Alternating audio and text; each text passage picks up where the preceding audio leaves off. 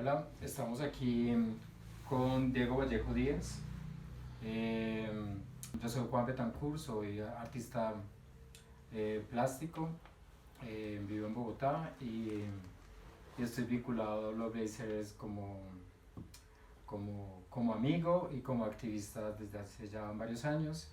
Y Diego ha conocido de nosotros y es que el motivo por invitarlo a Diego, voy a hacer como una pequeña introducción de Diego. Diego es antropólogo y tienes un máster en estudios sociales de la ciencia y eres profesor vinculado a la Universidad Externado de Colombia e investigador también de la misma universidad, ¿cierto? Así es. Bueno, entonces, como el motivo de tener a Diego con nosotros, eh, está basado en un artículo y una investigación. Un artículo que viene de una investigación que hiciste entre el 2019 y 2020. Así es. Sí, finales de 2018 y comienzos de 2019 hasta 2020, inicios de 2020. Ok, sí, entonces, y la investigación está basada sobre las incidencias y la situación del, de la PrEP en Colombia. Sí, Eh, ¿Qué te motivó a hacer esa investigación? ok. Vale, bueno, en principio las cosas sucedieron porque en el marco de mi maestría, am, que era sobre ciencia y tecnología, ¿verdad? A mi alrededor empezaba a notar que había muchas personas que consumían PrEP sin que estuvieran acompañadas por un médico o que tuvieran un asesoramiento, digamos, técnico al respecto. Ujú. Así que me pareció un tema interesante y mi interés inicial era conocer de qué manera las personas usaban la PrEP en Bogotá, específicamente mi trabajo de campo se centró en Bogotá, sin que hubiera ningún tipo de regulación al respecto. ¿Cuáles eran los conocimientos que habían desarrollado, las redes que habían logrado forjar? Y eso me llevó pues a necesariamente encontrarme en 2019 con algo que estaba pasando y era que distintas organizaciones de base comunitaria, pero también activistas como los Blazers, pero otros grupos además, estaban involucrados o dialogando de alguna manera o apostando porque PrEP tuviera cierta regulación y cierta disponibilidad. Ujú. Entonces el escenario que yo abordo en estos años es por un lado personas que son usuarias dentro de lo que después los médicos y los salubristas van a llamar PrEP salvaje, entre comillas. Podemos hablar de eso ahorita porque lo entre comillas. Y las personas asociadas a ellos, entonces sus distribuidores, personas que recibían el medicamento como parte de su tratamiento de VIH, pero lo vendían a ellos para que hicieran PrEP. Ujú. Entonces empecé a mantener contactos con ciertas personas, pero vi la necesidad de mantener también contactos con organizaciones de base comunitaria y con estos esfuerzos de regulación que empezaban a tener como más presencia. No es que no hubieran existido antes, Ujú. solo que tenían mucha más fuerza a partir de 2019 por varias circunstancias, algunas fortuitas y otras no tanto. Ok. Qué tan fácil fue hacer como la investigación? O sea, fue como, pues, las personas fueron como abiertas a tus intenciones, fue fácil acceder tanto como al, porque es algo que todo, pues como que se menciona, Ajá. está presente en el país, pero en cierta medida, como lo vemos o como lo veo, es como un fantasma. Ajá.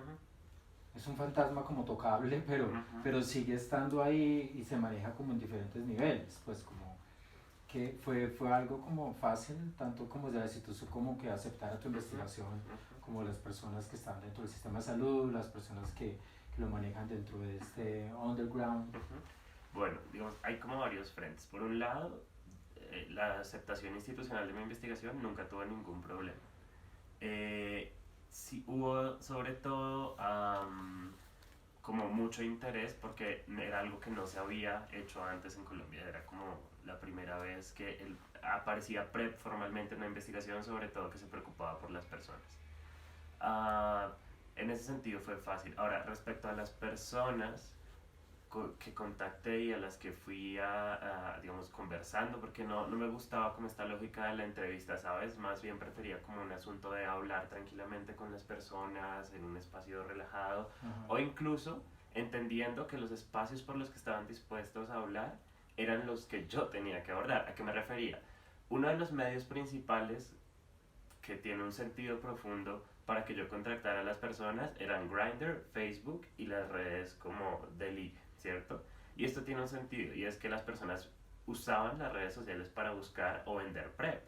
No era fortuito el asunto, ¿cierto? Porque si tú no tienes un medio de disponibilidad y hay una aplicación donde la gente tiene sexo y digamos, se entiende que hay personas que pueden tener la medicación y venderla, pues ese es el canal más fácil. Además te brinda anonimato y pues distintas Claro. como protecciones respecto a tu identidad. Entonces yo entendí que muchas personas allí estaban como buscando PrEP o vendiendo PrEP o teniendo sexo sin condón y explicitando que usaban PrEP. Así que lo que yo hice fue, bueno, este es el lugar por el que la gente mueve la PrEP en sus vidas, así que abordémoslos a través de allí. Y en algún momento tuve que mantener mi indagación puramente virtual porque las personas solamente querían hablar a través de redes. Entonces podía yo durar 2 días hablando por Grindr con una persona, preguntándole cosas, siendo muy explícito respecto a mis intereses de investigación. Y hablábamos, me contaban sobre sus trayectorias, cómo lo obtuvieron, cómo hacen para mantenerse, cuánto pagan, cómo eso impacta sus vidas sexuales. Bueno, así empezó al principio y por supuesto esto se tuvo que abrir a conversar con amigos y decir, mira, esto es lo que estoy haciendo y entonces pasar de uno a otro para por fin encontrar gente que presencialmente hablara conmigo. Pero entendí, y eso es un aprendizaje muy importante que creo que podemos ir más allá después, algo que no ha entendido muchas campañas de salud, digamos en Bogotá o quienes apuestan por la PrEP, y es que ya hay un mundo funcionando. Y es un mundo que se vale de Claro. medios virtuales, que se vale de ciertas solidaridades que no son públicas, que no son tan accesibles, pero que han movido la vida sexual de los hombres en Bogotá durante años. Claro, y hace casi parecer, como con lo que estás diciendo, eh, hace parecer que, que no le creemos al sistema de salud, que no les creemos a las instituciones Ujú. y tampoco hasta las organizaciones que existen como ONGs o como mencionemos algo, bueno, no sé, como la Liga SIDA, eh, como que el común de nosotros no confiamos en ellos porque estamos manejando una vida secreta en la que tal vez estamos teniendo más confianza y obteniendo más información de la que viene como desde ellos. O no sé si el problema es que el lenguaje que ellos usan o las intenciones que ellos tienen o los intereses que ellos tienen van en contra de lo que nosotros o como posibles usuarios o lo que buscamos, van como una cosa aparte de la otra. Es como más o menos por ese lado. ¿Qué piensas? Yo creo que hay como varios niveles. El nivel más crítico creo que está en el sistema de salud público, ¿verdad? Okay. O sea, tú vas a un médico general, llegas y le cuentas, hola, soy un hombre homosexual, tengo una vida sexual activa con distintas personas, no tengo una pareja estable y no me gusta usar condón. Lo primero que van a hacer, y te lo digo porque fue parte de las vidas que recogí en mi investigación, te enviamos a una cita psicológica para que regules tu comportamiento sexual y entiendas que estás básicamente haciéndote daño, ¿verdad? Entonces es como la instancia más alarmante. Los médicos generales, además en un sistema de la EPS en el que te dan una cita de 15 minutos, te tienen que evacuar súper rápido, pues no hacen ningún esfuerzo por comprender realmente lo que está pasando. Entonces este es como el nivel más crítico y allá la desconfianza es absoluta, ¿no? Luego está la otra capa, diría yo, porque no, eso es toda como una cebolla. Y entonces están estas organizaciones de base comunitaria, un poco que funcionan, no son propiamente ONG, son más bien como organizaciones de base comunitaria con ciertos servicios amigables, como Liga SIDA o Red Somos, que tienen por lo menos experiencia en un trato amable. Sí, por lo menos. O sea, ellos ya no te van a enviar al psicólogo, ¿verdad? Van a hacer otras cosas. Ahora, su acción es limitada, por supuesto. Eh, y yo creo que en general sí tuve la oportunidad de conocer médicos dentro de estas organizaciones, pues que le apuestan a que la vida sexual, perdón, a que la salud sexual esté relacionada con el placer, que digamos es lo opuesto a lo que pasa, creo yo, en los servicios de medicina general. Claro. Sin embargo, pues es gente que está maniatada por muchas razones. Hasta 2019 no existía un medicamento que oficialmente pudiera ser prescrito de manera directa por un médico para que tú hicieras PrEP. Tenían que ellos acudir a una figura que se llama formulation of label, que consistía en que un médico tiene la capacidad de justificar de manera suficiente que tú puedes usar un medicamento más allá de los usos que estén aprobados por la institución sanitaria, en este caso el INVIMA. Entonces, los antirretrovirales solo tenían en ese momento aprobación para ser usados como tratamiento, no de manera preventiva. Ajá. Entonces, en ese sentido, pues estos médicos también estaban maniatados. Pero además, pues no tienen la infraestructura suficiente, es decir, es una ciudad enorme y pues Ligacidad tiene una sede, Red Somos tiene una sede, no dan nunca abasto y pues no pueden hacer nada con que es muy caro el tratamiento. Entonces tampoco, entonces muchas personas llegan, no pueden hacer uso del tratamiento, no pueden pagarlo, no tienen cómo acceder a él, ¿ves? Y entonces, pues, ¿qué es lo más fácil? Comprarlo de manera ilegal. Claro, claro. Y de manera ilegal, o sea, ¿qué Entre diferencia? comillas, porque Sí. la ilegalidad es un asunto muy complicado ahí. O sea, ¿Por no, qué? porque no sé qué tan ilegal sea. O sea, no puedes decir que es un delito tener la medicación, importarla, por ejemplo, desde otro país. No hay un vacío como al respecto. Es ilegal, necesitas permisos. Lovelace hizo el ejercicio en esa época de preguntar al INVIMA, y si yo quiero traer antirretrovirales a Colombia, ¿qué tengo que hacer? Y INVIMA no pudo responder en ese momento. Así que eh, es porque no hay una determinación tampoco de es ilegal traer los antirretrovirales de otra parte. Por qué crees que es eso? Porque, no sé, yo pienso como es un país que es muy moralista. Ujú, Me hace pensar como dos cosas. Uno, que es un país que es moralista, sigue ejerciendo y tomando decisiones sobre la salud pública basada en la moral. ujú, Y en otro lado, que todavía sigue este, como este halo de estigma ujú, alrededor de todo lo que tiene que ver con la sexualidad, con el ejercicio de la sexualidad, con el deseo y con el VIH. ujú. ¿Crees que eso es como lo que está pasando ahí o lo que hay es un interés económico que, que se está intentando ocultar? Ya. A ver, pasan varias cosas. Sí, evidentemente yo creo que hay una forma de sanción moral sobre la sexualidad muy amplia, Ujú. ah, y que se concreta en personas muy específicas, sobre todo, como te digo, ¿no? Desde el que te recibe en medicina general, pero desde la enfermera del dispensario, pero eso no solo pasa con el PrEP, también con PEP, cuando tú llegas a urgencias y dices, tuve una relación y se me rompió el condón, entonces pues la moral siempre empieza a jugar un papel sobre usted merece el tratamiento, no lo merece, y esto digamos queda como al libre arbitraje de las personas según sus criterios morales, ¿no?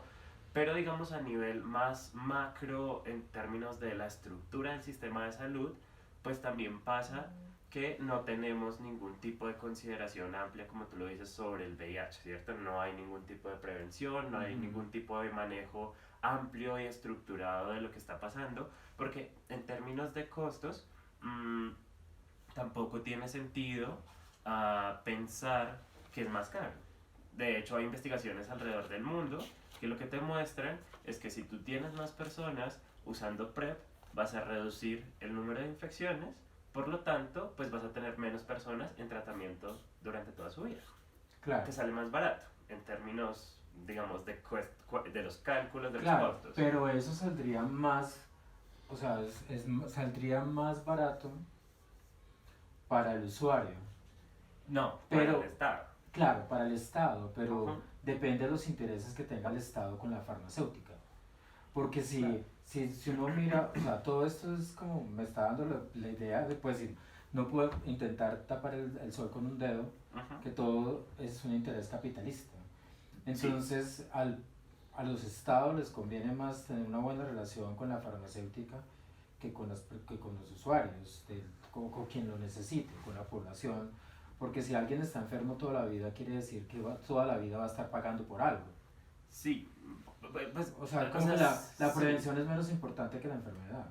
Puede ser, pero de cualquier manera, los antirretrovirales son un negocio para las farmacéuticas. Es decir, Claro, si tú en este momento no lo regulas y sigues vendiendo PrEP a las personas para que lo compren por su cuenta, eh, eso quiere decir que vas a tener muy pocas personas que pueden acceder a él pagando por el medicamento.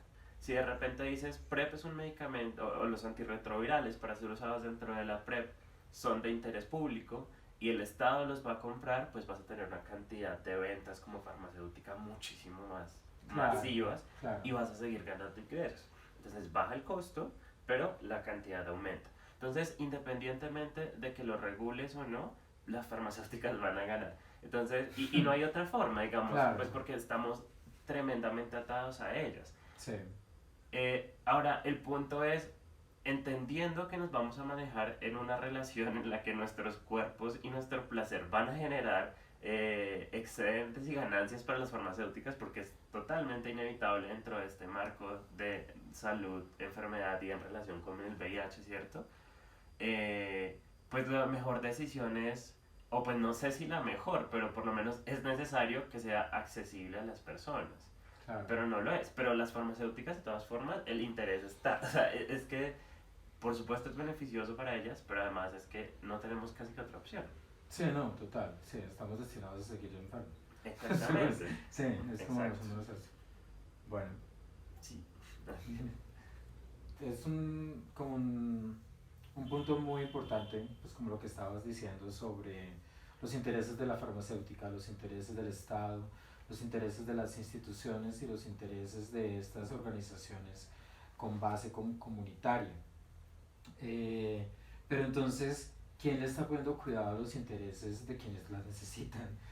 El medicamento. ¿Hay realmente una orientación hacia eso? ¿Están preocupados por hacerla asequible? Porque sabemos que es bien costosa y que a quienes están apuntando, a quienes están beneficiando, es a la clase media, a la clase media alta. Y estando en un país como Colombia, la gran mayoría no pertenece a estas clases. Entonces creo que ¿quién les está poniendo cuidado a ¿importa, no importa? ¿O cómo van? ¿Hay alguna proyección a partir del estudio que hiciste que como que tengas en cuenta o para nada? Bueno, son varios asuntos. Entonces, en primer lugar, las organizaciones de base comunitaria sí están haciendo cosas. Digamos, por ejemplo, Liga Cida no. Red Somos tiene una cohorte de personas que asesora en torno al PrEP.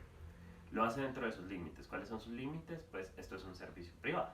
Sí, no te podemos hacer otra cosa. Digamos, claro, te cobramos muy poco, las asesorías son generosas, son amables, pero pues tú tienes que pagar por eso, no tienen músculo financiero para pagarlo. Entonces, pues hacen eso. No quisiera equivocarme, pero a finales de 2018 hasta finales de 2019, creo que estoy bien, o finales de 2019 hasta finales de 2020 empezó esta prueba piloto, ¿verdad?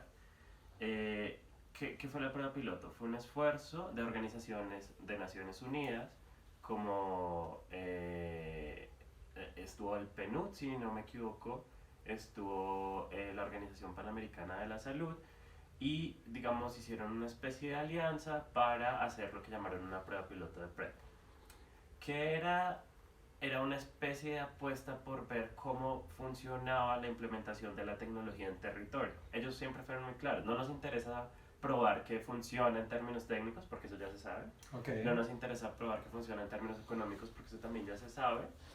El esfuerzo, según parece, iba orientado a probar cómo funcionaba con la gente, ¿sí? En la dinámica.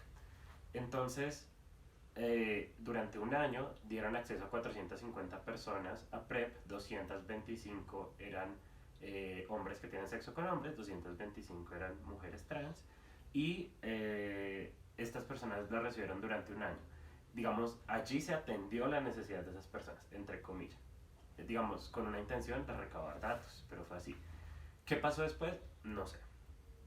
Además, estuvo el contexto de pandemia, no sé si de allí surgió. O sea, algo. eso como que pasó después, quiere como que nos cuentes, o sea, quiere decir que si es un estudio que no se sabe qué pasó con él o... Sí, o por lo menos yo no lo sé y no ha habido una reacción pública o digamos un comunicado público que haya hecho que la información esté disponible, ¿sí? Que te haya dicho, estos fueron los resultados a nivel de datos. No sé tampoco si esa haya sido la intención o si la intención haya sido simplemente elaborar un informe para el Ministerio de Salud, unas recomendaciones de implementación, pero públicamente no hubo una retroalimentación de lo que pasó durante ese año de prueba piloto en que esas 450 personas y otras más que también accedieron al piloto de manera privada, eh, pues hicieron parte de esta recolección de datos. No, no sé qué pasó.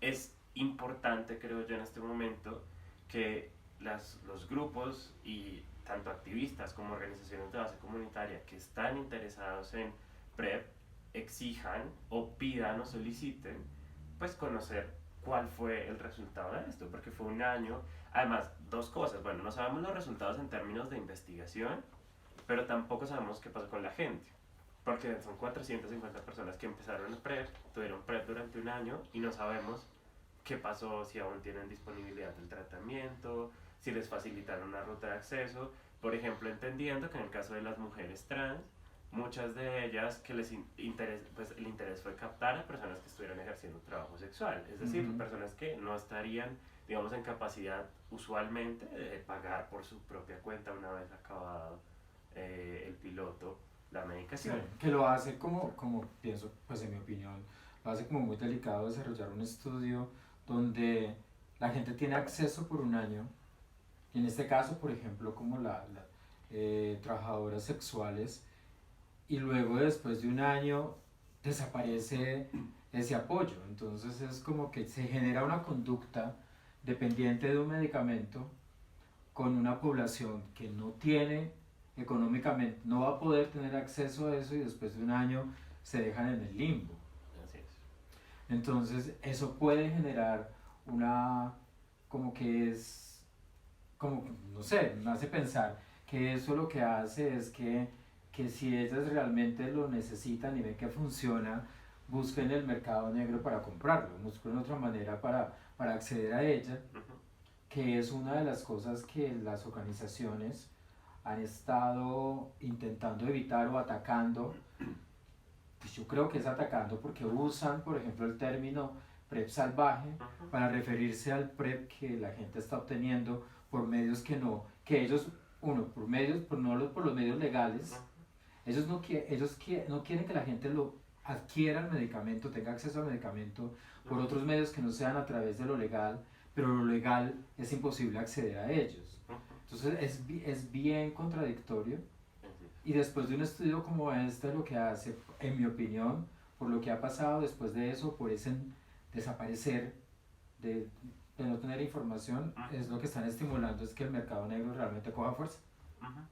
Sí, digamos, es importante, como te digo de nuevo, pedir como sociedad civil, como alguna información pública al respecto. Porque no sabemos qué pasó. Puede que haya habido recursos de la ONU para que hoy en día estas personas sigan en PrEP, pero no lo sabemos. No lo sabemos realmente. Y las personas que estamos fuera del piloto como tal, no tenemos ni idea de qué pasó. Pero tampoco sabemos qué impacto tuvo eso, porque si esto se mantuvo como una relación interna con el Ministerio de Salud, como miren, les entregamos esta lista de recomendaciones después de haber hecho esto, pues también es importante hacerle una veeduría y un seguimiento a cuáles fueron los impactos políticos de eso. Porque pues estamos en un país en el que organizaciones internacionales o estas agencias multilaterales todo el tiempo lo que hacen es elaboramos informes, les entregamos recomendaciones al Estado colombiano. ¿Qué es lo que hace el Estado colombiano? Pues las ignora, que eso pasa en temas de salud, pasa en temas de conflicto armado, pasa en temas de violencia contra las mujeres, en cualquier... Pues en todo. Exactamente. Sí, en este país pasa en todo. Exactamente. Sí. No, y yo sé por primera mano, yo tengo un amigo, pues como para decirlo acá, como que qué ha pasado. Tengo el caso de un amigo que hizo parte de esa prueba piloto. Y yo le pregunté qué ha pasado, le pregunté a él qué había pasado y me dice que nada. Que simplemente se acabó la prueba y que los dejaron de contactar. O a él lo dejaron de contactar. Él no sabe, simplemente dejó de tener acceso al medicamento y quedó en el aire. Así es. Hay una cosa que mencionábamos que era ese PrEP salvaje, que me parece un término que es una manera intencional de satanizar el PrEP, o sea,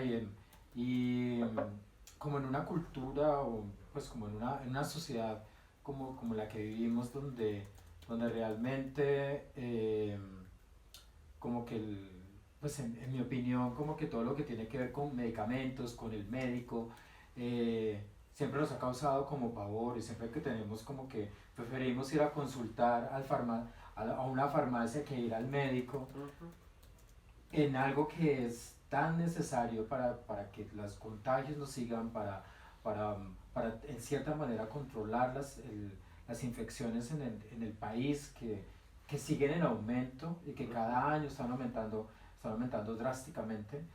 eh, Usar un término como PrEP salvaje en cierta manera es como satanizarlo y me parece muy grave, o sea, como que piensas o de la gente con la que tú estuviste hablando, consultaste, ¿qué sentían ellos como a partir de esos terminología? es, es tremendamente diciente el concepto de salvaje, ¿no? Porque hay como una dicotomía entre lo salvaje y lo civilizado, ¿cierto? Entonces, Ajá. lo salvaje es aquello peligroso, aquello incontrolado, y lo civilizado, pues como el deber ser de las cosas en una idea muy moderna sobre cómo se comporta el mundo, pero además, para tú no ser salvaje, pues necesitas que un experto te diga cómo no ser salvaje, Claro, básicamente, esa es como la idea, ¿no? como maestrarte. Exacto. Y es muy interesante que este concepto en Bogotá, en la experiencia colombiana con el PrEP, se empieza a configurar con unos matices muy, muy singulares. ¿A qué me refiero? Este concepto de PrEP salvaje venía ya desde los discursos, digamos, salubristas europeos, ¿cierto? En Francia ya existía una investigación hace algunos años sobre lo que llamaban la PrEP sauvage, que era como igual la misma idea, pero en Francia tuvo unos matices distintos, por ejemplo, porque la investigación sobre PrEP salvaje en Francia sí buscó directamente a través de esa categoría decirle a la gente qué está haciendo, cómo lo está haciendo y articulémonos con lo que está haciendo para darle algún tipo de asesoría experta, pero entendiendo que usted ya forjó un conocimiento, que ya forjó unas redes, ¿cierto? Como Ajá. hagamos algo. Aquí, al contrario, y esa fue mi experiencia, se formó como un marcar límite entre lo que vamos a traer quienes queremos traer la PrEP y lo que están haciendo de manera indebida quienes ya lo están haciendo. Digamos, hubo muchas personas, como te decía al principio, que estuvieron involucradas con estos primeros pasos de dar información pública sobre la PrEP. Y unas de ellas empezaron a formar como eventos públicos en las que citaban a expertos en salud, entonces convocaban a un médico experto en VIH, convocaban a un enfermero, bueno, etcétera, los sentaban en un espacio en el que convocaban a muchas personas y les hacían preguntas básicas como ¿qué es la PrEP? ¿Cierto? Y entonces la reacción común de estas personas con unas audiencias muy grandes pues era decir PrEP es algo que no existe en Colombia. La PrEP no ha llegado a Colombia. Si usted usa PrEP en este momento, lo tiene que estar haciendo mal, o lo está haciendo de manera ilegal, o lo está haciendo de manera irresponsable, o básicamente está diciendo mentiras y realmente usted solo le gusta tener sexo a pelo y quiere justificarse diciéndole a la gente en redes que usa PrEP, pero realmente no lo está haciendo. Entonces, Ujú. esta posición lo que hizo fue marcar una diferencia, ¿no? Como con nosotros las cosas van a ser bien, lo que está hecho hasta ahora está mal. Y lo que hizo entonces fue negar que las personas que ya estaban haciendo uso, que ya tenían conocimientos, participaran de estos esfuerzos de regulación. Y que Entonces, muchos de ellos lo estaban haciendo bien, o sea, claro, porque en tu estudio muestras, o sea, no podemos generalizar, pues esto es un asunto que no se puede generalizar como exactamente, nada, exacto. porque todo está como muy, además también depende del deseo, entonces si cuando las cosas dependen del deseo son muy frágiles o son muy, pues, o sea, la base es muy difícil de realmente como solidificar, Así es. pero, pero en tu estudio o sea, demuestras como personas que lo estaban haciendo salvaje, Ujú. lo estaban haciendo absolutamente responsable. Sí, digamos por lo menos informados Ajá. y digamos con cierto nivel de asesoría técnica. ¿Qué era lo inestable fundamentalmente? Ahora, es que hay muchas experiencias, ¿no? Entonces, como tú dices, no son homologables, pero ciertas personas que yo conocí que seguían al pie de la letra el tratamiento, pues que tenían de inestable. Tenían que no tenían un distribuidor confiable, entonces pues esta vez les llegaba el medicamento, se quedaban una semana sin medicamento hasta que les volvía a llegar. ¿Por qué? Pues porque no podían ir a una farmacia cualquiera, ¿no? Les tocaba Claro. esperar a que alguien se lo enviara, a que hubiera disponibilidad. Otra cosa que tenían es, pues, si yo necesito hacerme los monitoreos, a ver, usar antirretrovirales en PrEP puede afectar tu salud renal o tu salud ósea, entonces tienes que estar haciéndote controles, también tienes que estar haciéndote controles de VIH periódicos, controles periódicos incluso de hepatitis, porque el medicamento puede interactuar con la hepatitis de una manera desfavorable y hay que hacer un cambio y un ajuste. Entonces tienes que estar monitoreando esas cosas. Esas cosas habría que pagarlas independiente también, además de la medicación, o sea, no es solo la medicación. Entonces eso también, ¿cierto? Y entonces pues cuando no había plata pues no se puede hacer el examen, me tocaba saltármelo este mes. Esas cosas digamos iban de manera irregular, pero Claro. digamos en términos de consumo de la medicación había personas absolutamente conscientes de me la tengo que tomar todos los días si no estoy protegido durante todo, digamos 10 días antes y me lo sigo tomando 10 días después, pues que era un poco, incluso va más allá de lo que los papers científicos dicen, que es como las ventanas de protección, pero estas personas lo hacían así, ellas estaban conscientes. Ahora, es importante que aquí decir que también en estos espacios se nombró como PrEP salvaje, algo que en el mundo no está nombrado como PrEP salvaje, y es la posibilidad de hacer lo que se llama PrEP on demand, que es como aquí la prescripción de PrEP fue diaria, ¿sí? O sea, todos los días te tienes que tomar la PrEP. PrEP on demand es una forma de usar la PrEP, no, los antirretrovirales, perdón. Eh, la forma PrEP on demand es una forma de usar antirretrovirales que son 4 comprimidos, entonces te tomas uno 48 horas antes del contacto, otro 24 horas antes, tal vez me estoy equivocando, son 4, y no estoy seguro si son 24 o 48 horas antes o después, pero el caso es que en total tienes que tomarte 4 comprimidos entre las 48 horas anteriores y las 48 horas posteriores. Ujú. Tal vez puedo fallar un poco en la explicación técnica aquí. Obviamente esto no es una invitación a que la gente se automedique, ¿no? Pero eso existe y es avalado por, digamos, instituciones médicas en el mundo y hay ciertos lugares en donde se hace así. Y Pero que aquí sí funciona. funciona, por supuesto. Puede tener cierto porcentaje menor de efectividad, pero tiene efectividad. Y allí Ujú. está y allí está el problema, ¿no? De la decisión, ¿cierto? Yo también tengo cierta... Entonces, por ejemplo, te pongo un caso. Que eso es importante, porque es que Claro, mi sexualidad debe ser mi decisión. claro, y de la Sí. individualización de las tecnologías médicas. Porque te pongo un caso. Ujú. Tú tienes una relación sexual cada 6 meses. Porque así es tu vida. Tú la quieres tener así. Sí, Entonces, ¿qué sentido tiene que tú tengo pocas durante esos 6 meses, oportunidades. exactamente, pero durante esos 6 meses, ¿por qué tendrías que estar tomando PrEP todos los días si tú solo tienes una, entre comillas, exposición a un riesgo una vez cada 6 meses Claro. y podrías hacerlo simplemente en la ventana en la que vas a tener ese periodo, Ujú. ¿verdad? Y entonces viene el asunto además, ya no es el moralismo, sino la sexualización de la homosexualidad. No, pero es que los homosexuales, ¿cómo van a calcular sus relaciones? Si se la pasan teniendo sexo todo el tiempo. Pues hay personas que sí, otras personas que no, Claro. y cada quien debería tener la autonomía de elegir convenientemente el uso de la tecnología médica. Entonces yo conocía personas que tenían sexo realmente de manera muy esporádica, pero tenían tanto miedo al contagio y usaban PrEP y tomaban todos los días sin que realmente hubiera contactos y exposiciones tan frecuentes. Claro. Entonces, eso es lo que te digo. Esa manera de hacer PrEP, como la PrEP por demanda, se llamó PrEP salvaje. ¿Y por qué? Porque no estaba incluida dentro de lo que se estaba intentando estandarizar, que eran los manuales, digamos, más estandarizados de la OMS, que te recomendaban eso como la práctica más confiable, pero aquí se ignoró y esa Claro. posibilidad también No, se, claro, se negó. claro, porque es como que es una generalización. O sea, nos meten a Así es, todos dentro de una categoría y se generaliza. así es. Esto me acuerda que una vez estuve en una conversación con amigos y alguien decía en esa conversación cuando estábamos hablando de PrEP y retrovirales y no sé qué, decía como, bueno, pues a la final da es la misma situación, la misma pendejada, como que si yo me tengo que tomar un medicamento todos los días para que no me dé, pues da lo mismo que me dé, porque voy a depender de un medicamento todos los días. Ujú. Entonces, no tener la información. O sea, aquí yo veo que también hay un problema súper importante como de base, que es información.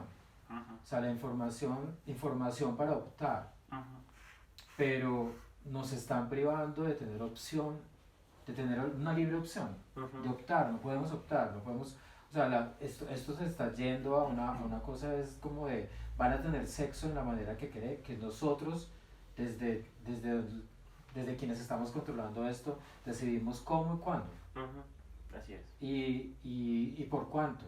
Ujú. O sea, es como una situación que es realmente como que todos tenemos que ser conscientes y hacer algo.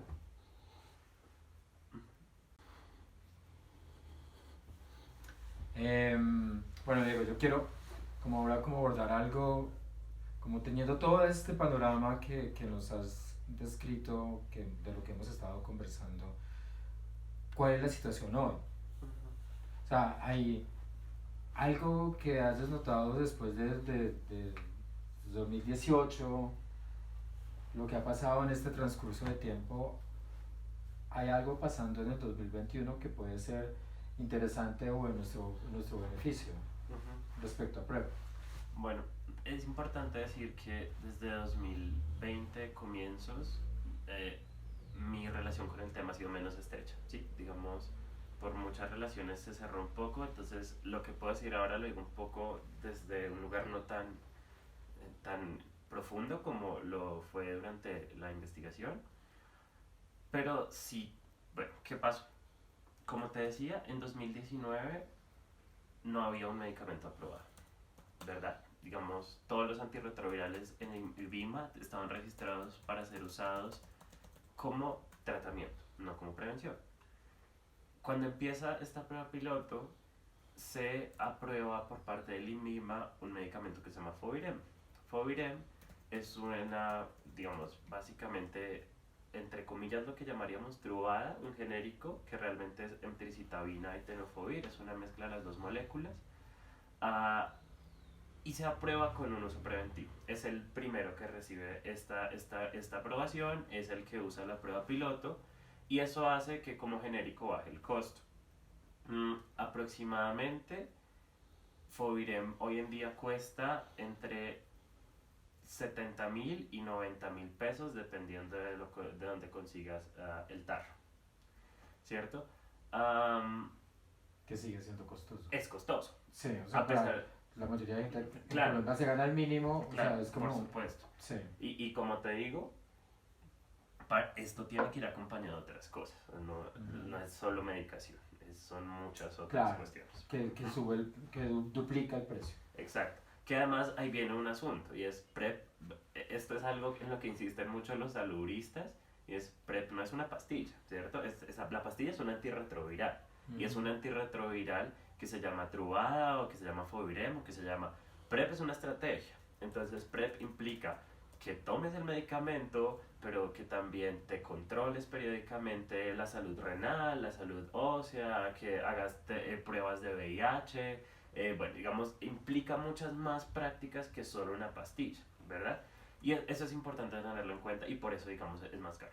Ahora, ¿qué pasó? Entonces Fovirem sale, se puede comprar a un valor menor porque, digamos, antes la medicación podía costar 200.000 pesos mensual, ahora baja un poco, igual sigue siendo caro, sigue siendo difícil de acceso y, como te digo, entonces no sabemos qué pasó con el piloto, la medicación sigue ahí y entonces lo que pasa es que más gente empieza a informarse porque hay más información disponible a pesar de que no es como debería ser en el sentido de que no es tan amplia, sino llega solo a ciertas personas dentro de ciertos círculos y muchas personas saben que pueden ir al doctor y solicitar bajo muchísimas complicaciones, tienen que encontrarse con un médico que comprenda, que realmente sepa el tema y que les prescriban para que ellos lo compren. Entonces, digamos, se hace un poco, entre comillas, más accesible, pero sigue habiendo muchísimas restricciones.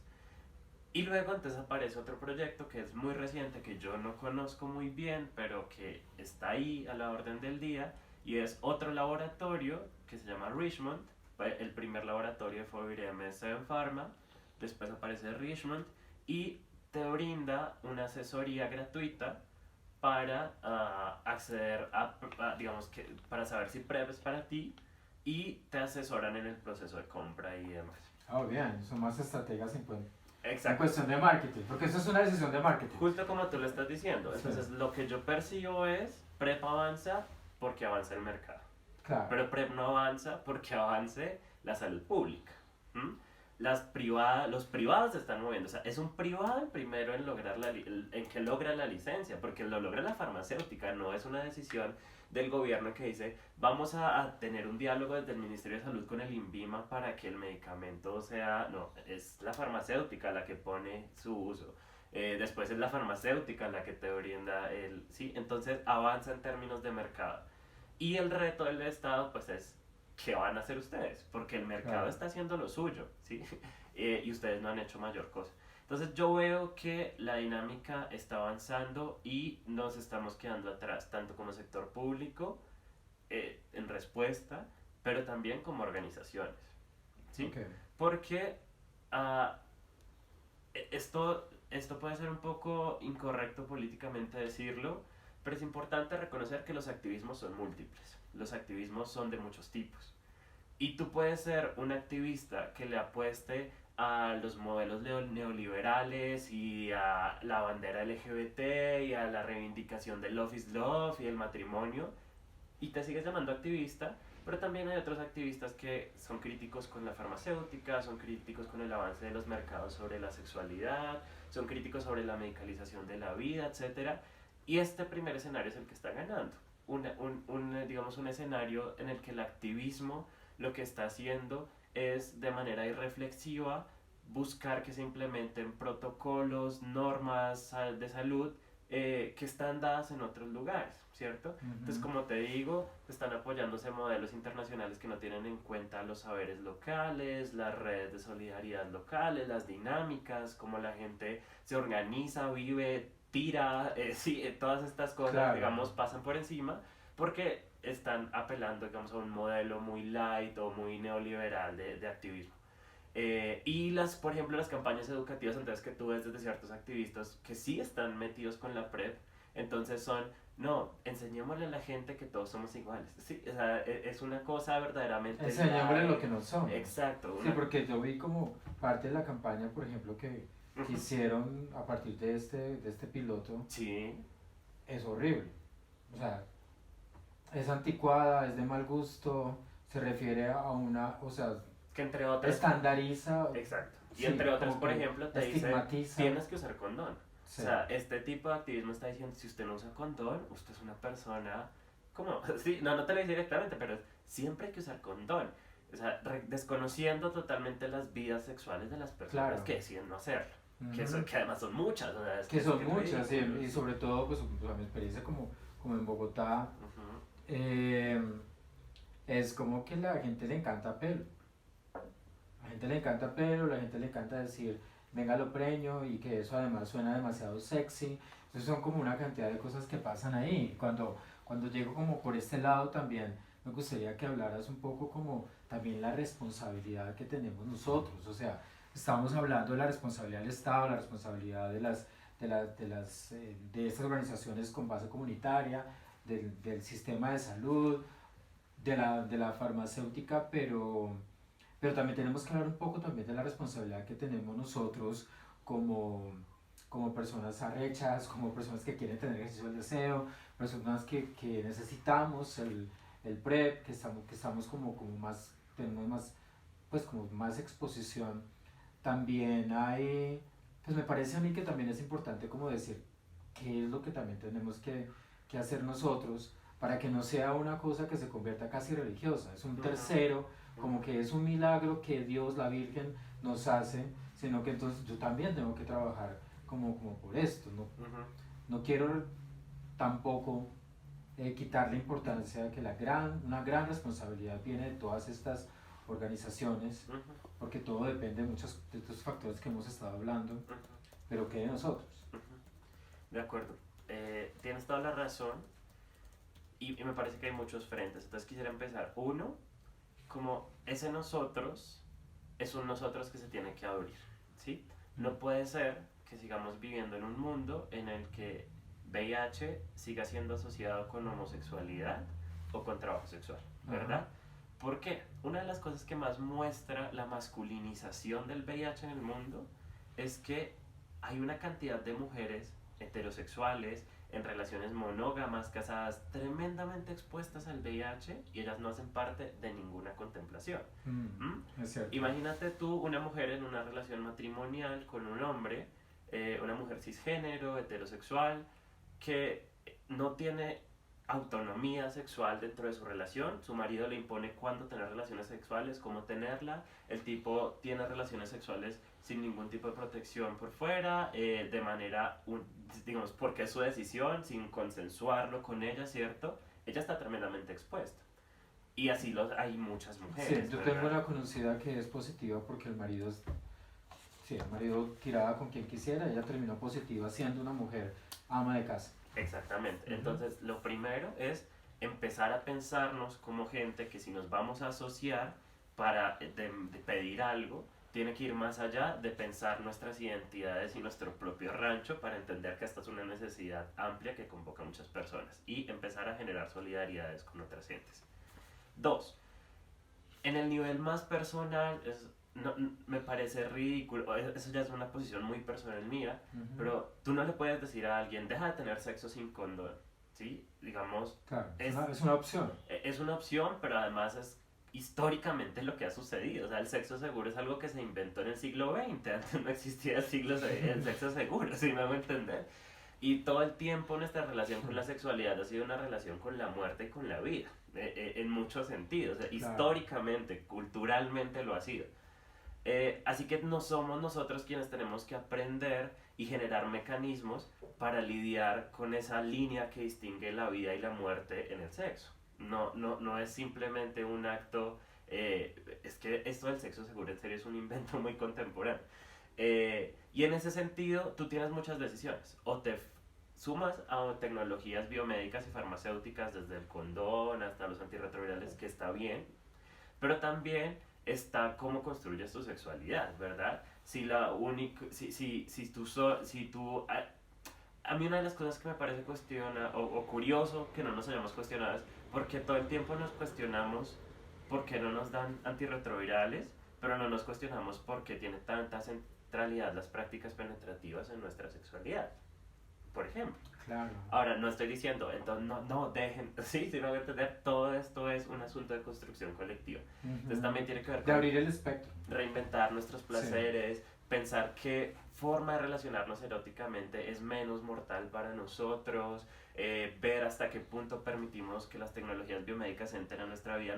Se trata de satanizarlas ni de vanagloriarlas, no debe ser ni lo uno ni lo otro, debe ser un punto de responsabilidad y de uso consciente de qué estoy metiendo a mi cuerpo y hasta qué punto estoy dispuesto a que eso pase o no. Así que yo creo que es eso, es como en ese límite entre también preguntarnos por el erotismo es político y es política la decisión que tomamos para saber cómo tenemos sexo. Y ahora, ya está claro que si eres una persona que está en un riesgo inminente de muchas cosas y pues puede hacer cosas por ti, pues es importantísimo que esté disponible. ¿Sí? Claro, total. ¿Dónde crees que porque es importante, y lo habíamos mencionado antes, información? ¿Quieres decir? No, sí, es que quería decir algo porque no quisiera que quedara en punta una cosa.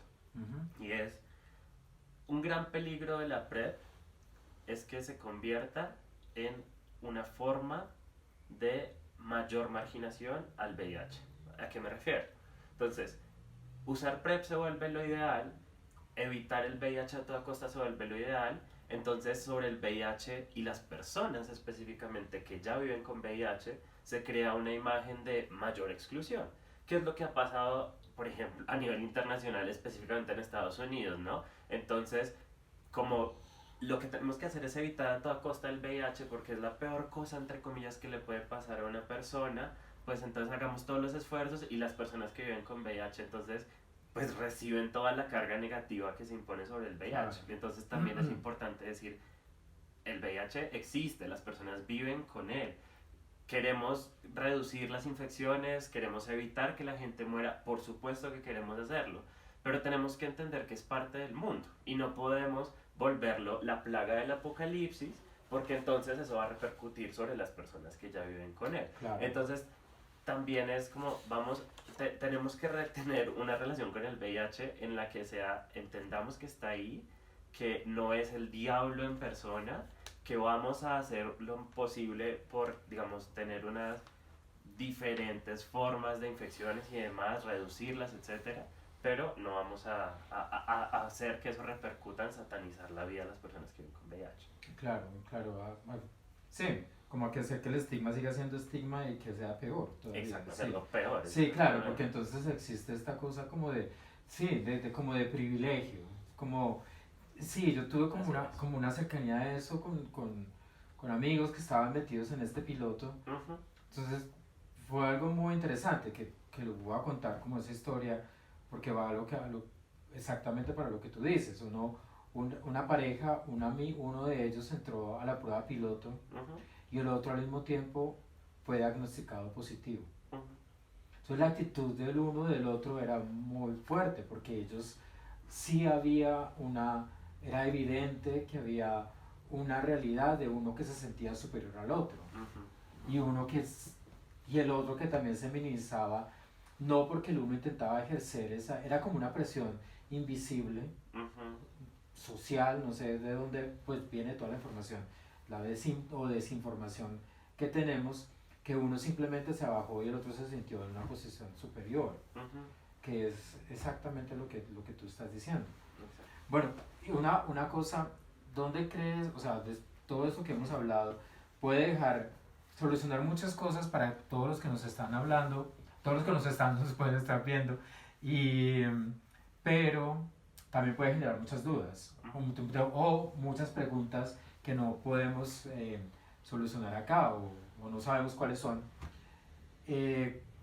¿Cuál crees que sean los medios, los lugares donde las personas pueden encontrar mejor información, como creíble? ¿O dónde crees que podrías tú aconsejar a la gente? Busca información acá, chequea esto, ¿qué piensas que podrías aportar de alguna manera?